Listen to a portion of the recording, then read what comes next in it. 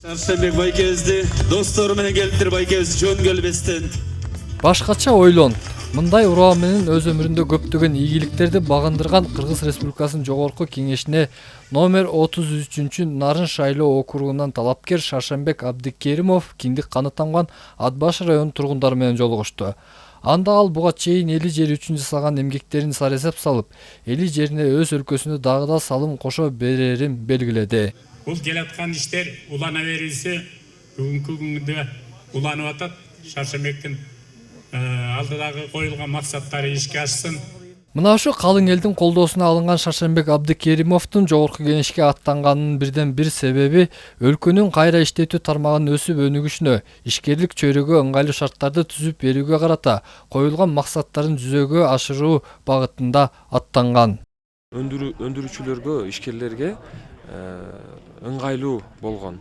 Ошол учурда закон ченеминде, ошол учурда башка жашоочуларга зыяны тийбей, элге зыян тийбегидей кылып сунуштарын, жаңы балким ошол закондорду кабыл алганга, иштеп чыкканга багыттайт өзүнүн бардык иш-чараларын. Өлкө казынасына өзү түзгөн ири заводдор аркылуу жылына 1 миллиард 300 миллион сом салык төлөгөн Шаршембек Абдикеримов учурда республика аймагында 50 заводду иштетип, 10 миңден ашуун адамды жумуш орду менен камсыздап келе жатат. Ал арада кайрымдуулук иштерин калтырбай, карапайым калктын ыңгайлуу жашоосу үчүн да өз салымын кошкон. Мындан улам дагы да эл жерине өтөлгөлүү кызмат кылуу максатында алдыдагы өтүүчү жогорку кеңешке эл өкүлдөрүн шайлоого талапкер катары бир мандаттуу номер 33 Нарын шайлоо округунан номер 12 болуп катталган.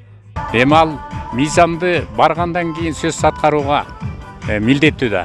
Ошол өзү эми көзү жетти, каныкты дегендей. Мындан аркы ишин дагы ошол мыйзам менен бекитсе, анан аткарылчу ойлору дагы алдыда болот деп ишенебиз. Мына ушу талапкердин аты менен буга чейин коомчулукта кызына татыктуу жолдош, ишенимдүү күйөө бала табуу боюнча кастинг жарыяланганы маалым болгон.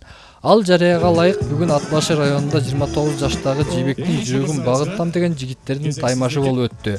Бул самалыктын негизги максаты ала качуу, аял затына болгон зордук зомбулукка бөгөт коюу менен кыздардын аброюн көтөрүү болуп саналат. Канчалаган кыздардын тагдыры талкаланды, канчалаган өмүрлөр, жаш өмүрлөр кыйылды. Кыздардын өзүнө болгон ишеними, өздөрүнүн адам катары сезүүсү, тандоо укугу бар экендиги мындай тебеленди да ошол учурда. Ошол учурда мына азыр кастинг жарыяланганда кыздар кадимкидей өздөрүн көрсө биз деле тандасак болуп турбайбы? Бизде Кыргызда ушундай бир абдан күчтүү тандоого өзүн татыктуу сезген жигиттер бар экен да деген дагы бир ишеним пайда болду да. Кастингдин жүрүшү бир канча этап менен болуп, жыйынтыгында ага катышууну каалаган 300гө чукул жигиттердин ичинен 3-өө финалдык сынакка чыгышты. Жыйынтыктоочу тур 12 декабрда уюштурулмакчы. Эсенбек Сталбек уулу, Жолдошбек Курманбеков, Өлкөдеми, Ат Баш району.